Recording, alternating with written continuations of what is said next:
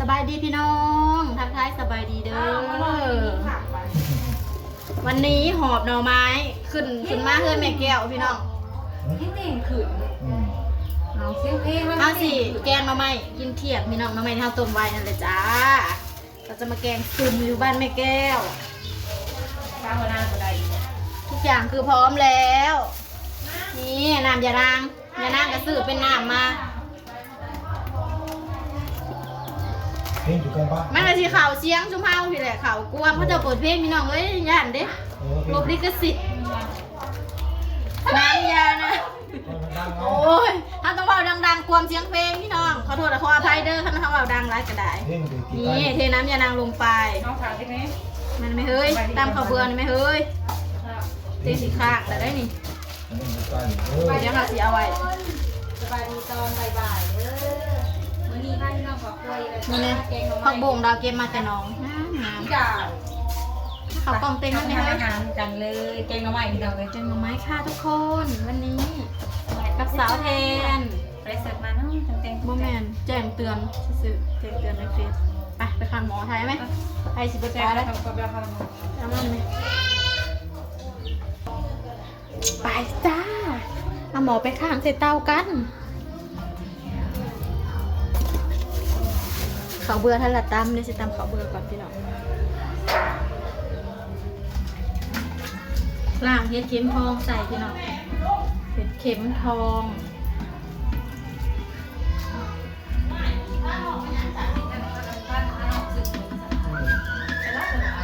เอาบอกดิกมาในด้วยหนูใส่เห็ดเข็มทองไป1ห่อค่ะน้องใหม่ห้ามปลาไหลพี่น้องเราจะใส่เห็ด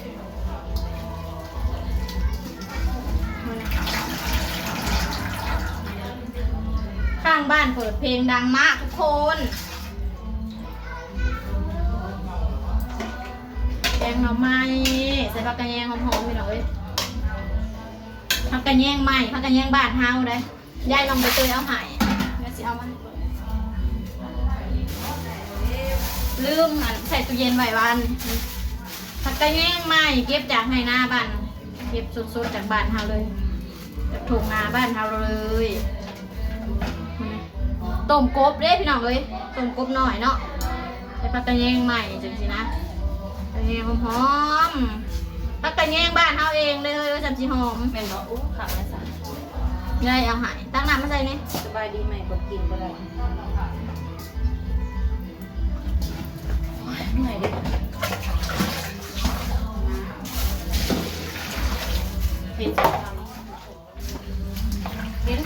กินโลสันตัวทาโลสันเบยกินน้ำโตแล้วฮะกินแล้วเป็นน้ำโตหอมโลสันนะหอมน้ำหอมนะเต็งคิวสบายดีเด้อพี่น้องสบายดีก็สุดๆคนเด้อมาในบ้านบ่ายๆเด้อบ้านน้อยครับน้องเขาคั่วกับพี่ดาวจ้าเมนูมื้อนี้สิเป็นแกงหน่อไม้เด้อทุกคนเด้อใส่แมงดาเขาเบื่อพี่น้องไปเบิ่งกันเลยแกงเลยจ้าโอ้อยู่เพลงเขาเต็มบ่จ้าพี่น้อง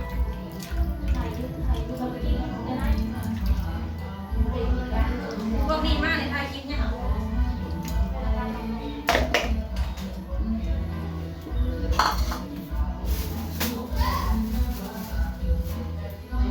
ใส่มะพริกเหรอ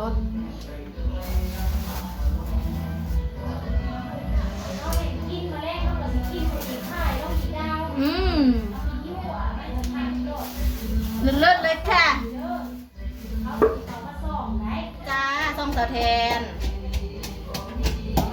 สิพรจะเพลงกระเจ้าอยู่เดียวนี้คือหมดเจ้าเปิดเพลงดังๆคนเอ้ยเขาก็สิว่าเสียงดังๆโอ้โหหมดเลย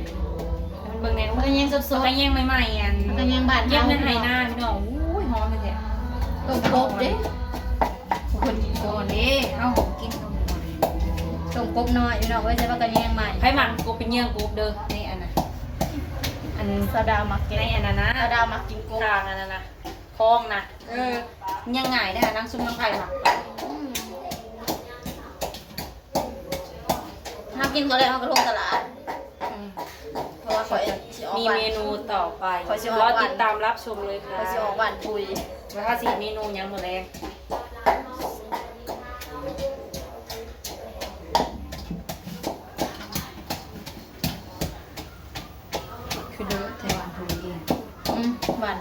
คนบ่มีผัวพี่น้องเอ้ยสิได้ออกไปหวานปุ๋ย เปิดทางสมัคร เปิดรับสมัครลูกเคยให้พ่อใหญ่ทอน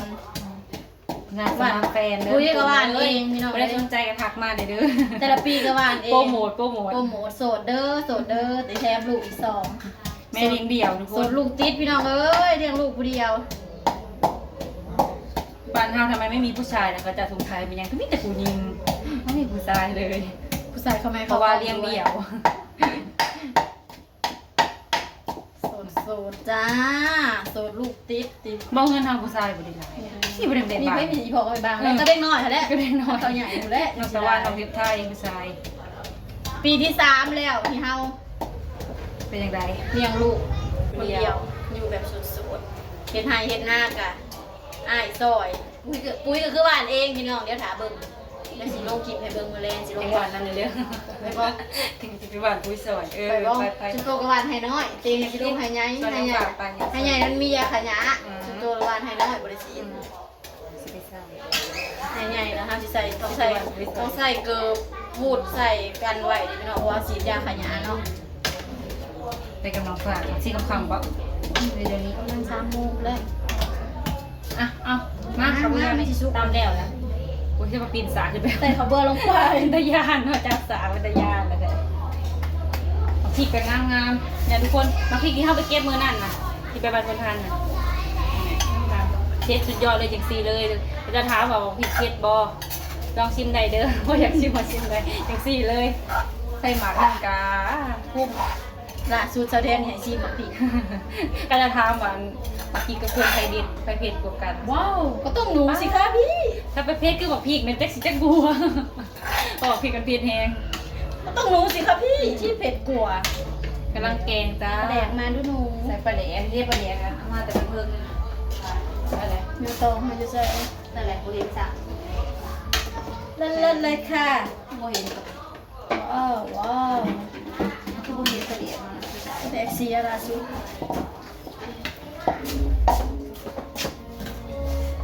เนื้อตองเลยเฮ้ยใส่ปลาแดกปรุงอยู่ บอกใส่แต่ปลาแดกนั่นแล้วก็ แดงเสียงหมอเดือดพี่น้องอันแยงล้มไฟ ใส่ได้แล้วก็กินพูด หอมๆเลยทางหน้าตำหมักหุ่งพี่น้องเอ้ยตำหมักหุ่งกับแกงหน่อไม้อาหารบ้านนาเฮานะคะ กินกับผักกระเทียมนะอ๋อเก็บสดๆมาจากหนอง หอมหวยเลย ในกระนาวใส่ปลาร้าลูกปลาจะแพ้หมูหมักข้างหน้ามาให้เนี่ยครับใส่หมักลง วงหมอเลยพี่น้องพร้อมเสิร์ฟพร้อมเสิร์ฟพร้อมรับประทาน เมนูแกงหน่อไม้จัดผักกระเยงหอม นี่กระจับดีเตียงนะ ๆกินข้าวนำกันเด้อพี่น้องเด้อยังเขายังเหลือเพลงอยู่ เขาเหลือเพลงเดี๋ยวใส่ลงไปเลย ทางนี้ตำหมักหุ่ง ง่ายๆอันนี้ไว้ตั้งมือใหม่ประหยัด โอ้หมักหุ่งอึด อยากเนาะเงินบ่มี โอ้หมักหุ่งเอื่อยกำลังเดี๋ยวก็ได้กิน ดกๆเลย เลิกเงินอยางตามหน้าปะเห็นปะ โอ้ยประเดี๋ยวมังนาวอันนี้ มาหน่อยเถอะสิมีหนังบ่ดิ พูนพันตัวหนึ่งพูนมันอันนั้นว้าว ตาอีชิเมล่าใครอยากจ้างไปตำมะฮงจ้างเลยเด้อเดี๋ยว หอมมาก จะมาเนียนแต่ผมถือกัน แสงพี่น้องเคยได้ยินปะสาวแทนนะสวยจนออกแสงยังไงคะ ที่มะม่วงเมื่อกี้น้ำมูลสาดเลย เจ๋วแซ่บบะสิแม่ โอเคพี่น้องสำหรับคลิปนี้ก็ขอจบคลิปไว้เพียงสำนึกก่อนติดตามตอนต่อไปนะคะทุกคน บ